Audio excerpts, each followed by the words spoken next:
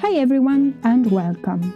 I'm here today to show you an interesting technique to do Aptis Reading Test Part 2. As you may know, the British Council has made some changes to the reading part this year. Let me show you the new test format for Part 2. Part 2 now consists of 2 exercises in which we need to order 2 sequences of events. The first sentence is already done for us. We need to read and order the other 5. There's a technique which works very well with this part, looking for references in the sentence. Let's see how it works. Here's a basic example to understand how to use this technique. The first sentence is already done for us. I have a new colleague at work. We need to look for references in the first sentence to find which is the next one in the sequence. We usually need to focus on the second part of the sentence to connect it to the beginning of the next one. This is called reference. This reference, is usually found at the end of the first sentence and connects to the beginning of the next. But not necessarily. Sometimes it can be in the middle or at the end. Let's see. Let's have a look at the first sentence. I don't cook very well, but I make a great lasagna. We can't see here any connection to I have a new colleague at work. There is a but, which shows contrast, but we don't know what this is all about. We don't know why this sentence is talking about food and cooking. There's no clear connection, so this one is not the second. Let's see the next. I call him Jay because we immediately got on very well. Let's look for references. This him can be the new colleague at work, so I'll highlight it in yellow as maybe, because we don't know if this new colleague is a he or a she. So this him could be another person. But if nothing better comes up, this could be a good second sentence in the sequence. Let's see the next. All my friends say it's the best they've ever had. We have this reference here, it, but we don't know what this it is in connection to the new colleague at work. The new colleague has to be a he or a she, not an it, so this one can't be the second. Next, his name is James. Well, this sounds perfect. We now know that the new colleague at work is called James, and now we know it is a he. We found a connection here. Let's mark it as maybe for now, and we confirm when we finish them all up. Let's see the last. That's why I decided to invite him home for dinner. This can't be the second because it starts with that's why. That's why what? In the first sentence, having a new colleague at work is no clear reason to invite them home for dinner. There has to be something else. We don't invite all new colleagues at work home for dinner. And we already have 2 other better options. I call him Jay because we immediately got on very well, and his name is James. Him refers to the new colleague, who is called James. So James is information we need to then say, I call him Jay. So the best second sentence is, his name is James. And we see here the connection between the last part of the first sentence and the beginning of the second. We need to look for something which connects the second part of the sentence, which is now James, to the beginning of the next. The first, I don't cook very well, but I make a great lasagna. Again, there's no way to connect James to anything about cooking, so it's wrong here. Next, I call him Jay because we immediately got on very well. Him here can be clearly connected to James, so this sentence may be right. I mark it and I go on analyzing the others. All my friends say it's the best they've ever had.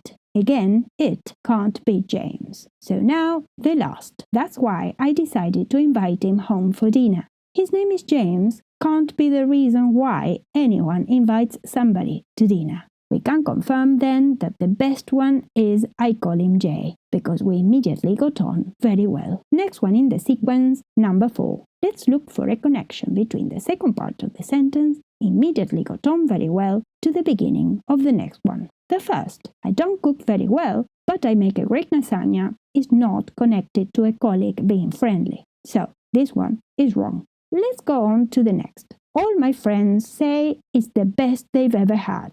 To be friendly can't be this it. So this one is wrong in this position number 4. So the last.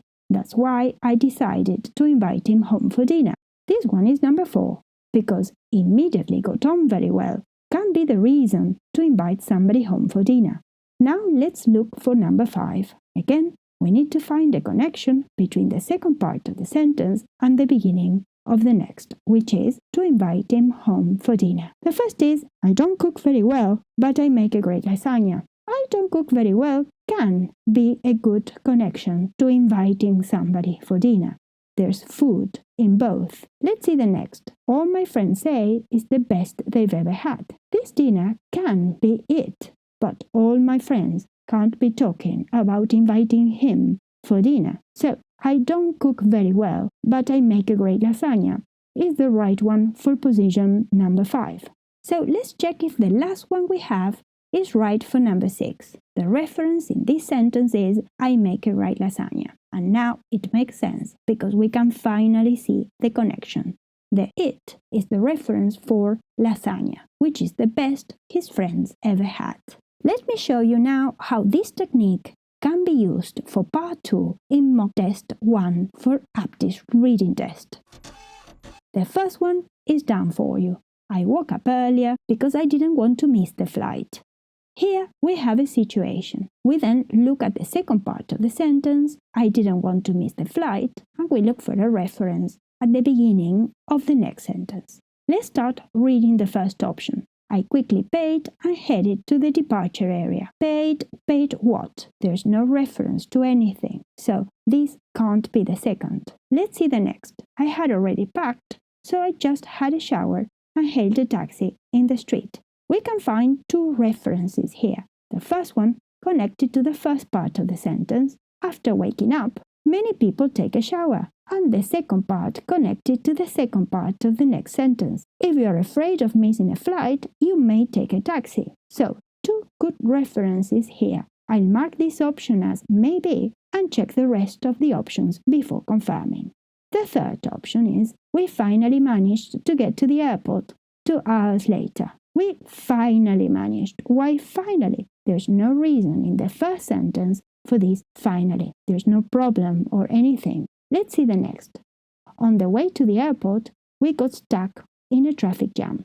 We have here an indication on the way to the airport. He said he woke up early because he didn't want to miss the flight, but he doesn't say he took the taxi. By reading the first sentence, we may think he's at home or somewhere.